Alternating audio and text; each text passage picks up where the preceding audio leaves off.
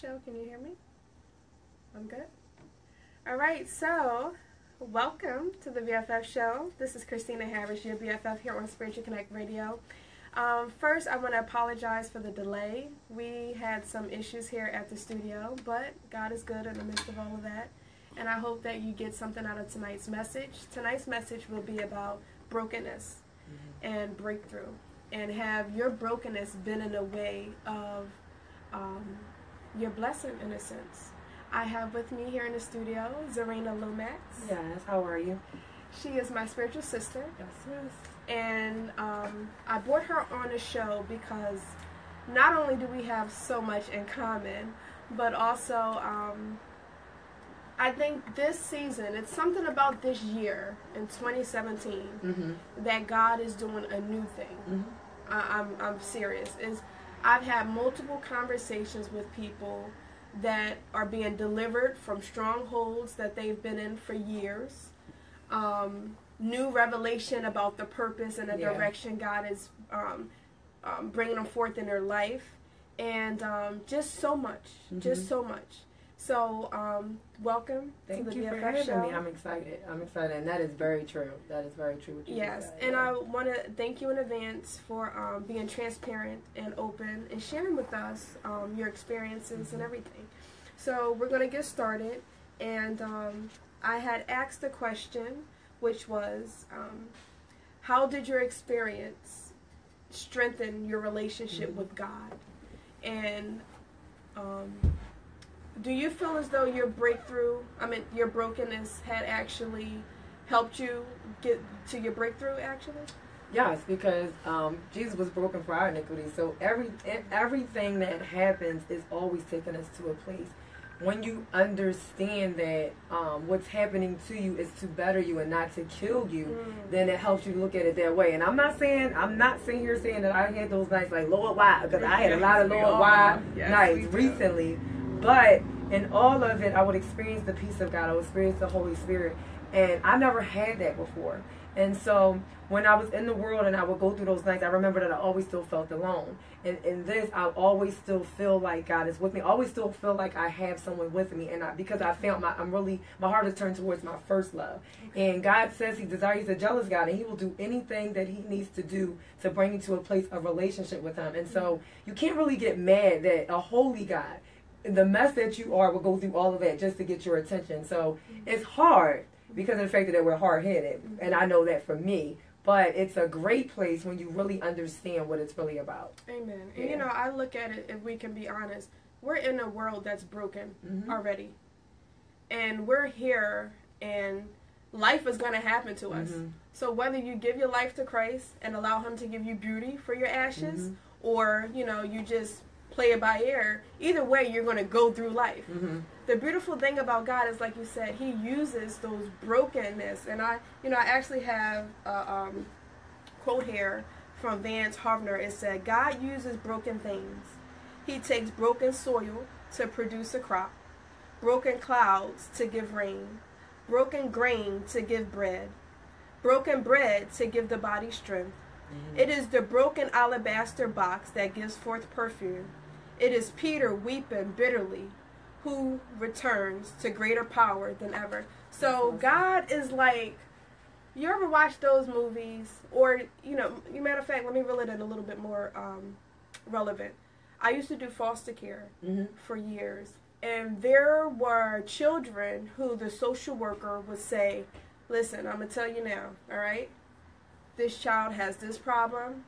This child has been to over 23 other foster homes and is on the verge of going to a group home or a mental institution because we have no way of controlling or dealing with.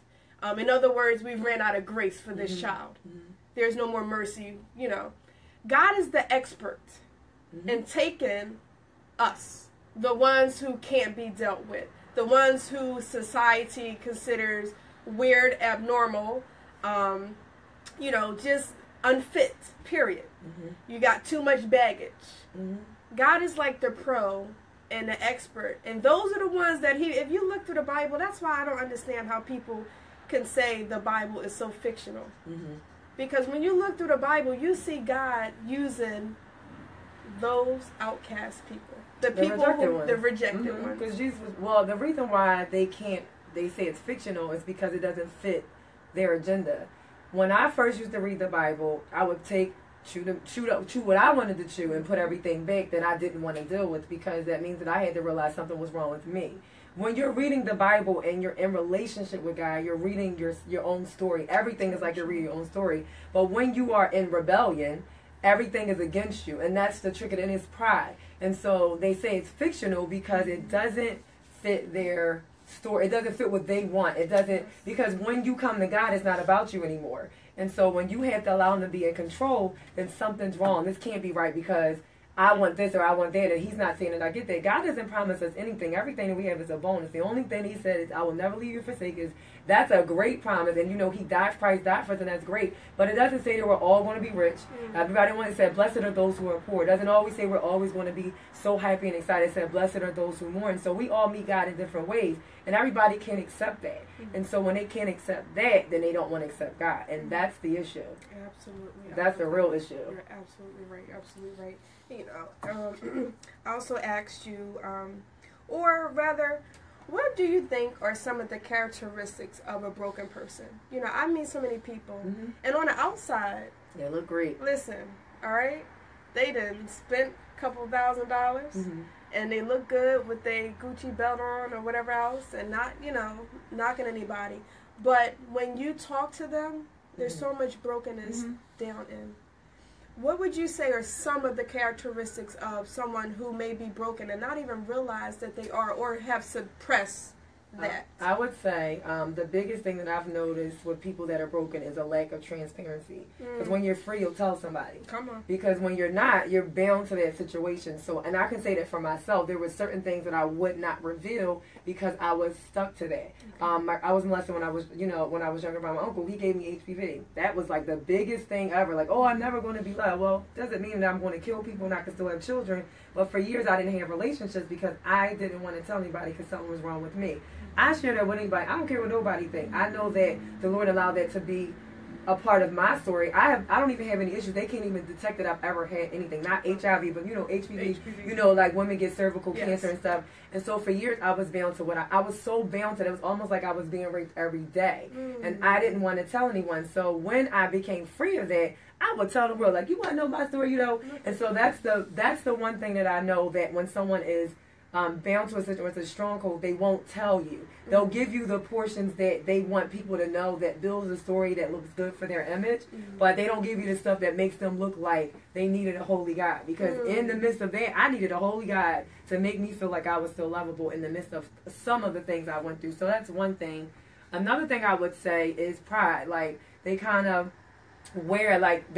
boast in the fact that, like, well, look at what I've overcome. You haven't overcome anything. You know what I mean? Like, your story isn't as big as theirs. You can't determine what's big to somebody. That's true. God gives certain things to certain people because he knows everybody just cannot. You ever see, like, sometimes, like, dang, I don't went to 30 things or she had one thing. Because that might be the only thing that she really can take, and you can take 30. So true. God didn't put everybody. Job is the book of Job for Job's reason. Yeah. It wasn't Job and his wife and her. It was Job's test. So you have to understand that that is their person's story, and you can't boast and I've been through more. Like, oh, your story don't mean nothing because, God, let me tell you this, I went through 18 things. So that you're still bound to, that's boast, that's pride. So now it's almost like God loves me more when he loves us all the same. And another thing I would say is, when you talked about earlier, is the rejection side. Like, when you tell them no, or if they begin to feel like you're going to make them feel like they felt in that brokenness, they'll shove you away. Like, they get rid of people very quickly. And instead of allowing love in, like I've done that, where instead of allowing love in, they shove it away because of the fact that it makes them almost afraid to be open. And if you're afraid, it's not to say that you gotta let everybody in your space, but God intends for us to have love and relationships for a reason. Jesus had 12 friends when he was here for a reason. Didn't mean that he needed them, but he wanted us to see that he had a mother, he had a father. Like, he wanted us to see those relationships as something he desires. And so if you shove everybody away and you just always want to be alone, then there's something that's keeping you bound to something. So that's a couple of things. I mean, so much, but that's a couple of things that I've seen. And I love that you said that, because, like, I like to keep it real with you guys. We find it boastful to think that it's cute that, my circle's so short. Like, no, God made us relational beings. You know, when I was in my brokenness and had so many broken friendships and all that, it felt comforting to say, my circle's so short, I don't got to bang with nobody, I cut this person off, all of that. But when you are on a kingdom agenda and you're operating in your purpose and you're operating with the love of God, no, you give grace to those who may not be where you are right now. The same way how people were probably patient with you, even when, you know, I know people were patient with me when I was out there, you know what I mean? So, and God himself. So I certainly, because brokenness shows differently depending on different people, you know, and so I just, you know, I wanted to go over some of the characteristics, and you're absolutely right. I know for me, like you said, the isolation, and you know what I thought about when Jesus says, I came for those who are sick, you know, not for those who think that they are well and don't need a doctor. And I think about the guy in the Bible who, things have gotten so bad in his community that he was apparently isolated in the cave, and he was cutting himself with the rock. With the legion of demons. And that's ultimately what happened. Depression will look like that after a while. You know what I mean? Rejection will have you feel like no one loves you. You're not worthy to be loved. You said something earlier that I struggled with for years. An event had happened, but you were still replaying that event every day. That is psychologically wearing on one's spirit, soul, mind, body, and psyche, period. So I just thank God that he's like the ultimate counselor that can heal you from all of that, make fresh new soil out of all of that, you know, give you beauty for ashes. And that's what I see. You know, when I look at you, I would have known that you've gone through all of that. Oh, to God be the glory. You're not that is the Bible. The more and more that we're going through this sanctification process and we're dying to ourselves, the more and more you're going to reflect the Son. That is ultimately our assignment, is to reflect him. When we stand before the Lord, he's not going to see us. He's going to see his Son. He's going to see his blood.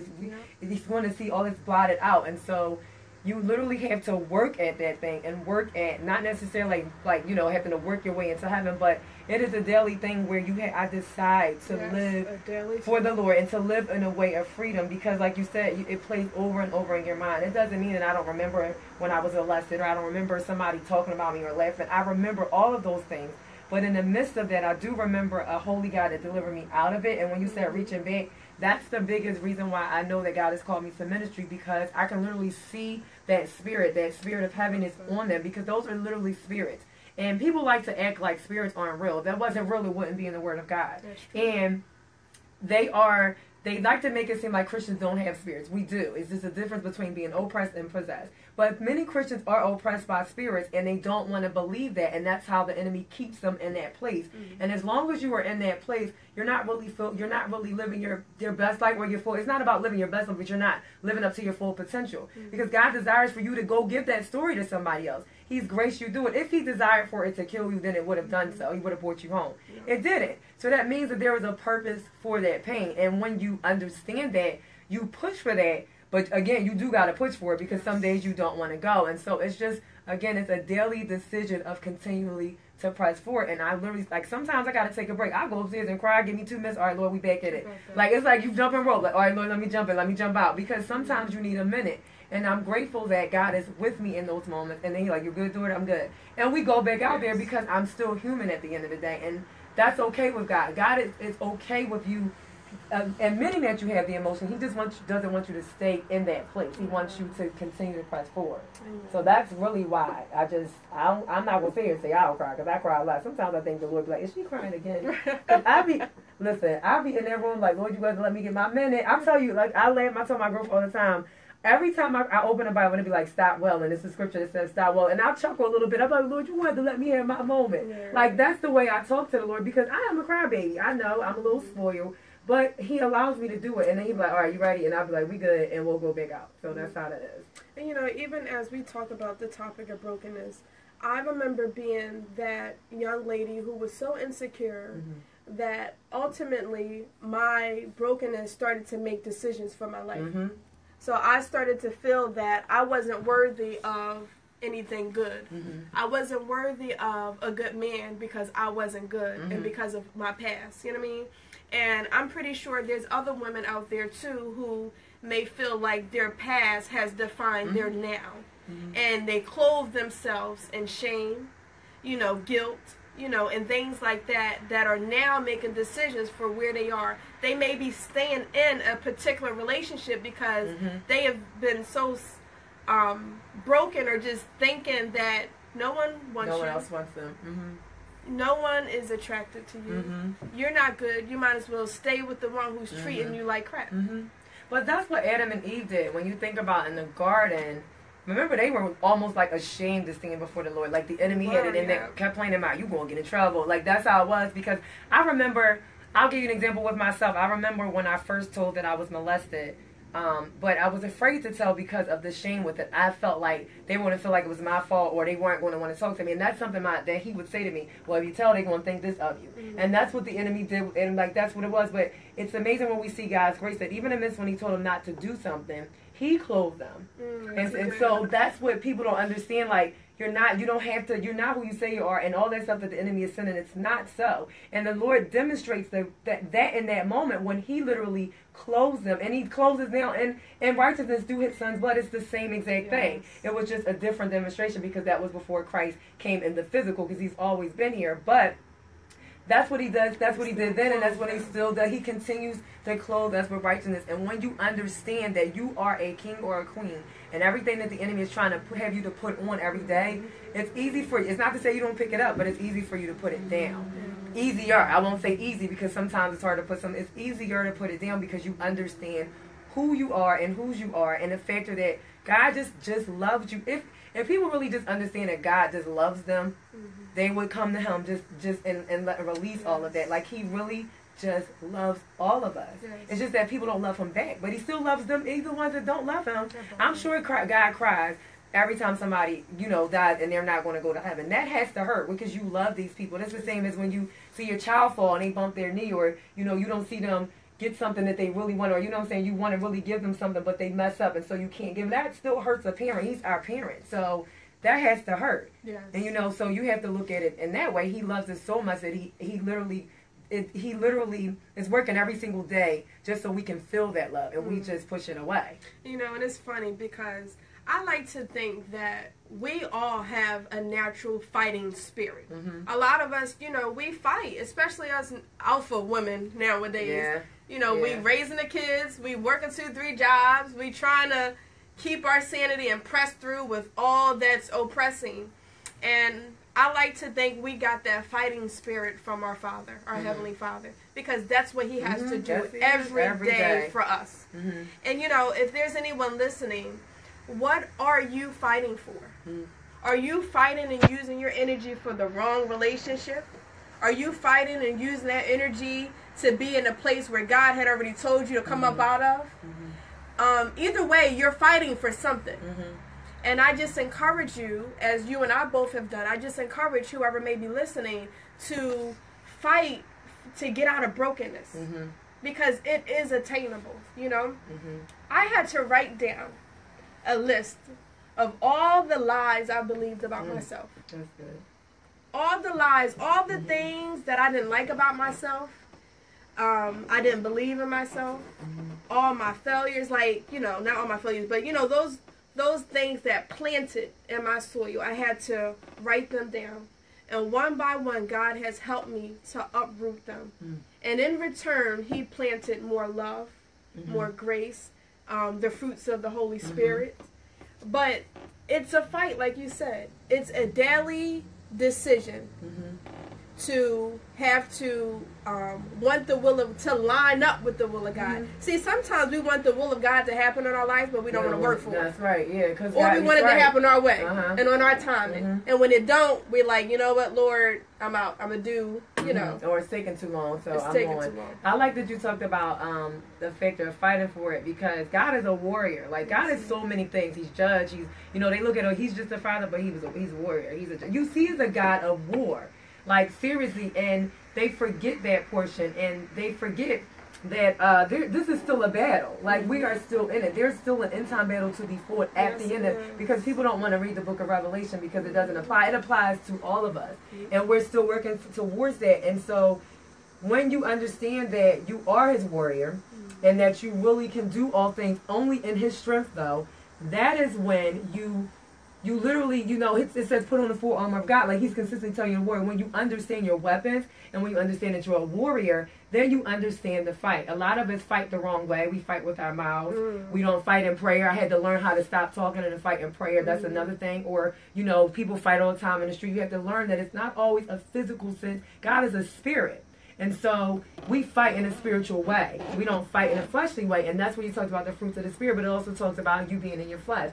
You just have to learn your weapons, and you have to realize that you are his warrior, and he desires to use it. It says, we implore you on God's behalf, he desires to use you to reconcile people to him. But it's a fight. Like, you might have to really fight for that person's soul. Because everybody does not want to come to God easily because of the fact that it, honestly, for real, when I was in the world, I felt like it was a lot easier. It felt alone, but it was a lot easier.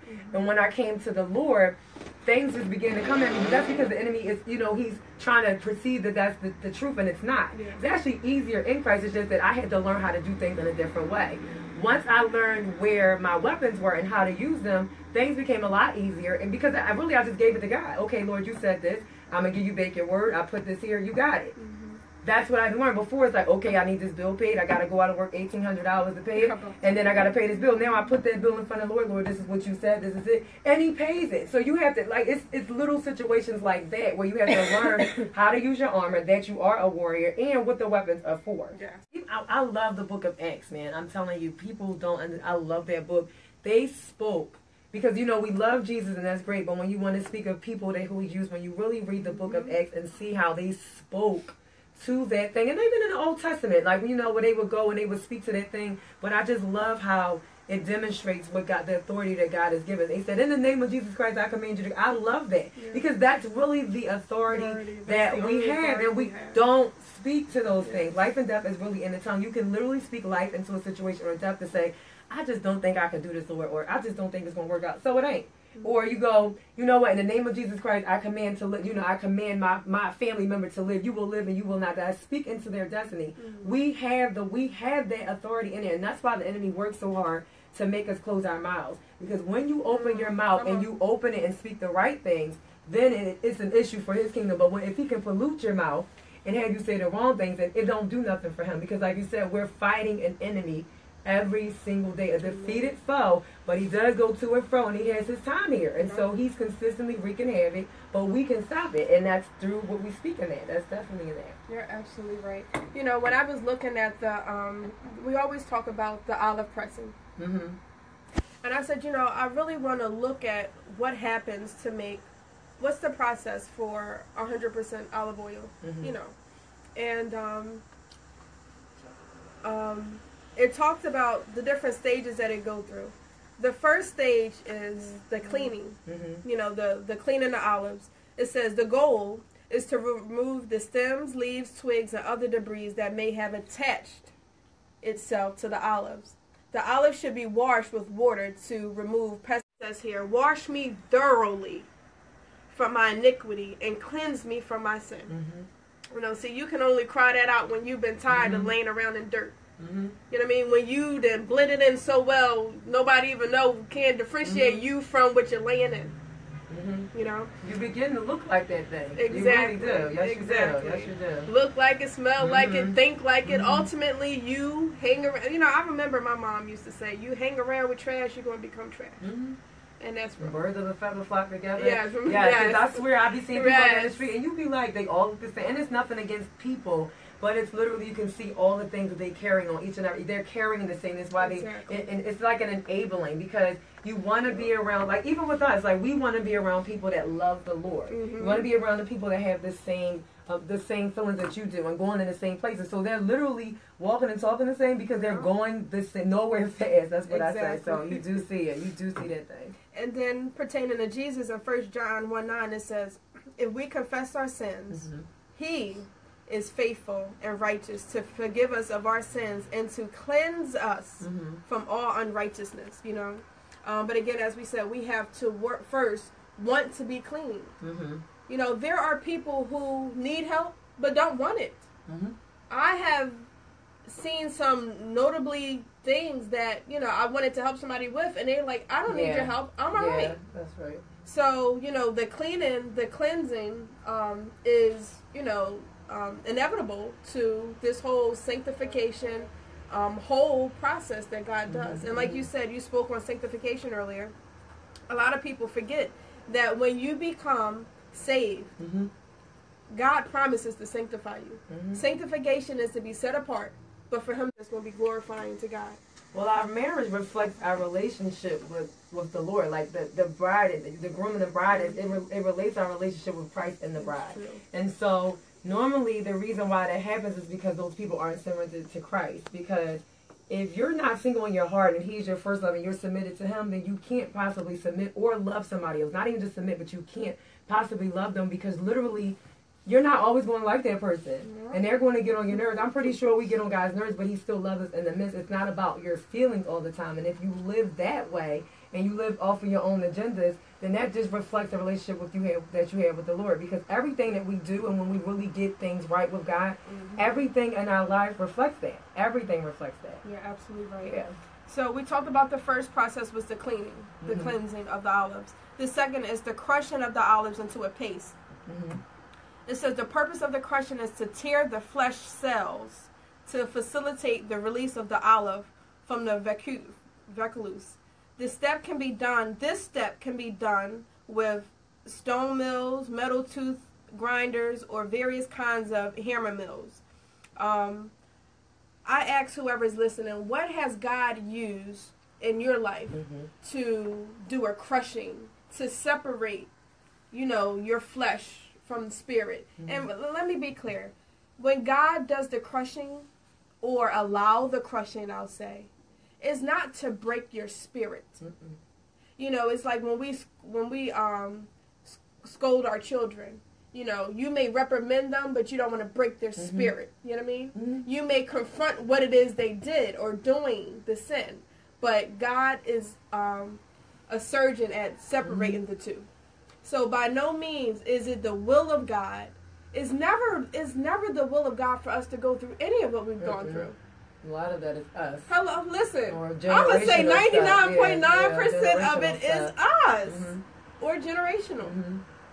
You know, when we decided to, I remember the countless relationships I got into when God made it clear that no. And I was like, but he will give you 90. I got this. I'm all right. And he will give you a way out every time. You still don't take it. Like, that's grace. Okay. Absolutely. So you're absolutely right. We can't. I always say we blame God when things don't go our way, and then we blame the devil for our sin and the consequences of those. Not once do we take accountability for our own free will and our decisions. And that's the greatest thing I love about God, is that he gives you the decision. Because you know, we all can be we were made to worship him, and that's great, but he still gives us the opportunity to say yes. And it's just like the situation when you love somebody and they finally say yes to you. You feel like you're on top of the world, like they really want to be with me, like this is it. And he desires that. And so he gives us the free will because of the factor that he desires to be loved back at the same time. But it is a choice. And many people try to make it seem like God doesn't give us choices. Yes, he does. It's just a situation of how you look at those things. He might have actually put us in something to go through it, but that's because of the fact that he knew he could trust us with it. And we had to choose to look at it. It's still a choice of us to look at it that way and not to be angry with God. Like, when Job went through it, said his wife continually said, curse God and sin. His friends came. But he made the conscious decision not to do so. It was a choice for him to look at his situation and not understand, but to try to figure out what God was doing, what was the lesson, instead of taking it as a punishment. And he had his moments of weakness, but at the end of the day, God knew that he was going to come out and he was going to bless God anyway. And I love how God uses him to bless others. Because God also used his friends to be delivered from pride, because they were very prideful. Even his wife, and like you said, the enemy will use those closest to us, but he allowed them to be delivered in his pain because of the fact that they saw that in the midst of all of that, he still chose. It was a choice for him not to curse God. It is a choice for us to still bless him, to still worship him, to still raise our hands, because you got to press some days. Some days I go to church and it's like, Lord, I don't want to go. But I get there and I choose to lift my hands, because it doesn't mean that the situation's over. It's just the fact that I choose to look at him for who he is and understand how great God is. And so I choose to worship that despite of how I feel about this. So the situation may still be there, but it doesn't mean that God isn't still good, because he's a great God. And you have to choose to believe that every day, despite of what your circumstances are. Absolutely. If you're listening through way of Spiritual Connect Radio, or you're listening through Facebook Live, I want to ask you a question. Mm-hmm. What has God used in your life to begin crushing you for the purpose to begin releasing what he put inside of you? Was it a bad relationship, financial decline, abandonment by friends, isolation by coworkers at the job? What was it that got your attention? Mm-hmm. But God is so good. Again, he's still, everything has a purpose when it comes to God.